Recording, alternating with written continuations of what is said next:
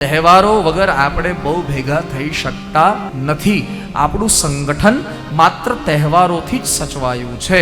એટલે વિધર્મીઓએ એવો નિર્ણય કર્યો કે એના તહેવાર જ તોડી નાખો એટલે સંગઠન તૂટી જાય છે. નહીં, આપણે હાથો નથી બનવું કોઈનું. આપણે તહેવારો જે ઉજવાતા હતા એના કરતા વધારે ઉજવવા છે.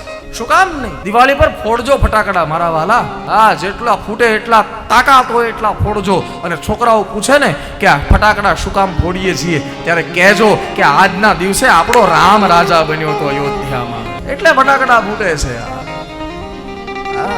અને વાતાવરણની ચિંતા કરવી હોય ને તો હવે જે 31 ડિસેમ્બર આવે છે ને તે દિવસે વાતાવરણની ચિંતા કરજો.